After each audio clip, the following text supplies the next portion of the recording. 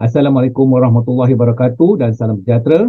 Saya Muhammad Azruddin bin Saudin dari Politeknik Port Dickson akan membentangkan inovasi yang bertajuk Passion Movement Detector, dan kertas kajian yang dihasilkan adalah keberkesanan Passion Movement Detector dalam memantau keselamatan pesakit. So, di sini saya akan melakukan pembentangan berkenaan dengan kajian yang telah kami lakukan, iaitu kajian yang bertajuk keberkesanan Patient Movement Detector dalam proses pemantauan keselamatan pesakit. Misi dan visi Politeknik Port Dickson adalah untuk menjadi pusat TVET yang unggul bertaraf global.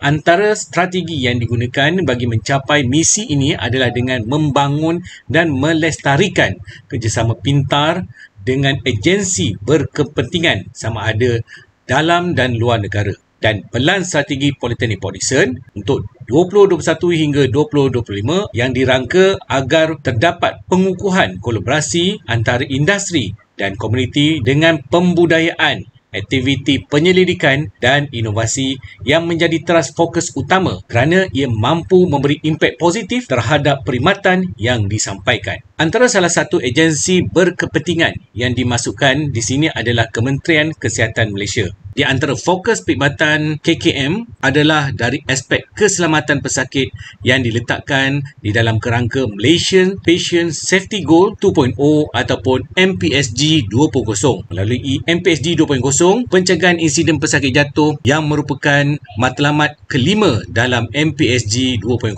Penerapan falsafah First Do No Harm dan Preventable Adverse Event should be avoid to all costs. Ini menunjukkan betapa pihak KKM menganggap pencegahan insiden jatuh boleh menjadikan mutu perkhidmatan penjagaan kesihatan yang berkualiti. Sejajar dengan rancangan Malaysia ke-12, mempercepatkan penerima gunaan teknologi dan inovasi, pembangunan bakat berkemahiran dan penyampaian perkhidmatan awam yang cekap dengan mempertingkatkan digitalize ataupun digitalization dalam sektor awam jadi asas kepada kajian ini dilakukan. PMD ataupun Patient Movement Detector merupakan satu peranti khas yang digunakan untuk mencegah pesakit jatuh, yang mana ia dihasilkan dengan menggunakan kepakaran dan kemahiran dalaman tenaga kerja PPD, iaitu daripada pensyarah Jabatan Kejuruteraan Elektrik. Peranti ini mampu dimanfaatkan dan perkhidmatan penjagaan perawatan pesakit oleh KKM dalam memastikan tahap keselamatan pesakit yang lebih terjamin. Ini menjadikan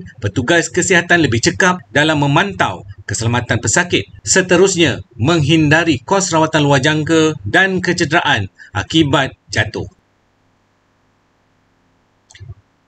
Ketika ini, insiden jatuh masih berlaku di kebanyakan fasiliti kesihatan KKM dan ia merupakan satu isu yang kritikal kepada pihak KKM. Ini kerana ia akan mengakibatkan kesan negatif terhadap beberapa perkara, iaitu proses penyembuhan pesakit, kadar kematian meningkat, penurunan kualiti kehidupan dan yang terakhir menjejaskan keberkesanan rawatan. Insiden jatuh ini sering melibatkan pesakit yang kita kategorikan sebagai pesakit berisiko rendah atau rendah untuk jatuh dan biasanya terdiri di kalangan pesakit yang berumur melebihi 60 tahun. Antara faktor risiko yang dikenal pasti menjadi penyebab insiden adalah struktur binaan bangunan seperti lantai yang licin atau faktor pesakit seperti keadaan fizikal yang lemah dan keengganan pesakit dalam menggunakan nursing call bell.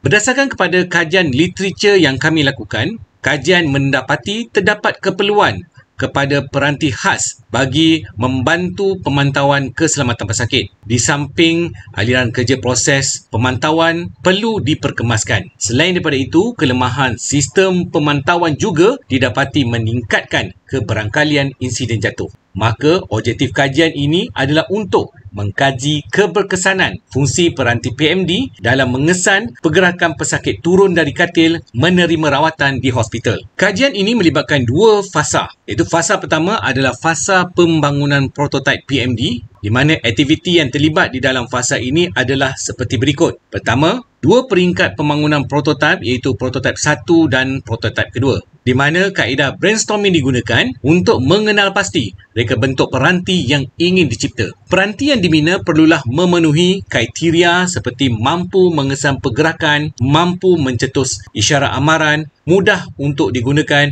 dan juga dapat dihasilkan dengan kos yang murah. Sesi uji cuba dilakukan bagi mengenal pasti sama ada komponen-komponen yang digunakan mampu memenuhi sasaran kriteria yang ditetapkan. Di peringkat akhir, perbandingan reka bentuk dilakukan dan prototipe kedua telah dipilih sebagai produk akhir yang digunakan. Berikut adalah jadual perbandingan prototipe yang dilakukan.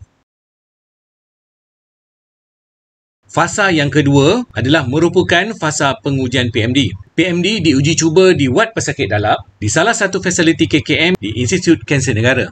6 subjek kajian telah direkrut ke dalam kajian ini. Sesi uji cuba dilaksanakan sebanyak 2 kali di mana sesi uji cuba pertama dilaksanakan selama 3 hari dan sesi uji cuba kedua dilaksanakan selama 7 hari.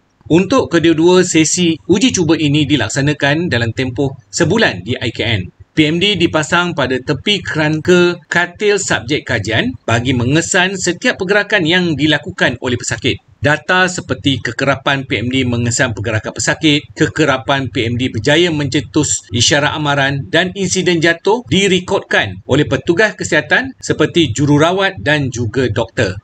Kajian mendapati sepanjang sesi uji cuba dilaksanakan, tiada insiden jatuh yang direkodkan di kalangan subjek kajian. Ini menunjukkan bahawa PMD berjaya mencapai sasaran pembangunan peranti iaitu mencegah insiden jatuh dari berlaku ketika pesakit menerima rawatan di IKN. Kajian juga mendapati PMD adalah peka kepada setiap pergerakan pesakit untuk turun daripada katil. Angka di dalam jadual menunjukkan bilangan pergerakan turun dari katil yang dilakukan oleh pesakit yang dapat dikesan oleh PMD. Ini menunjukkan PMD juga berjaya mencapai sasaran pembinaan PMD agar mampu mengesan setiap pergerakan dan mencetuskan bunyi amaran setiap kali pergerakan turun dari katil dilakukan oleh pesakit. Ini menjadikan petugas kesihatan lebih berwaspada dan mengenal pasti pesakit yang kerap bergerak turun dan tidak memaklumkan kepada mereka. Jadi mereka akan memberikan fokus yang lebih kepada pesakit ini. Oleh kerana insiden jatuh dapat dielakkan, maka kos rawatan yang melibatkan kos rawatan luar jangka dapat dielakkan.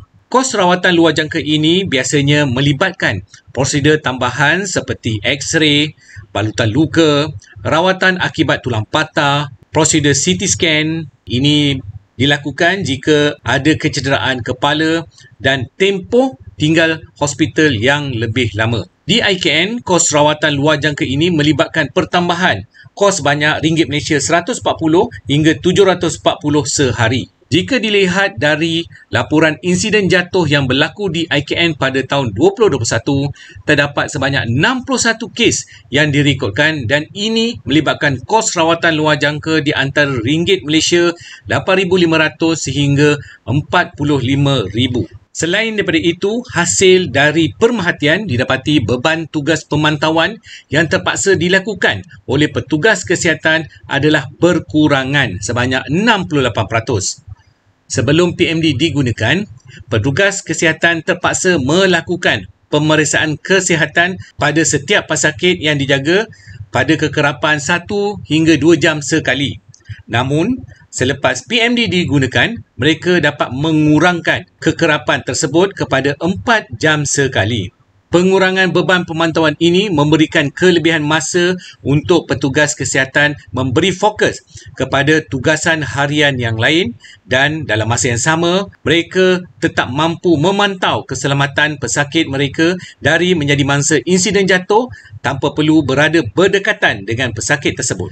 Kesimpulannya yang saya dapat berikan di sini, pembangunan projek PMD telah berjaya mencapai objektif yang disasarkan. PMD adalah satu teknologi yang dicipta bagi menambah baik keselamatan kesihatan di IKN. PMD mampu diaplikasikan, selamat digunakan dan tidak memerlukan kos yang tinggi untuk direplikasi. Melalui PMD, sensor yang dipasang pada kerangka katil akan mengesan setiap pergerakan pesakit turun dari katil dan memproses isyarat berkenaan. Isyarat tersebut seterusnya dihantar ke sistem nursing call bell yang akan memberi isyarat kepada staf kesihatan bahawa terdapat pesakit yang hendak turun dari katil. Ini membolehkan tindak balas yang segera diberikan dan seterusnya menghalang insiden pesakit jatuh. Sekian, terima kasih.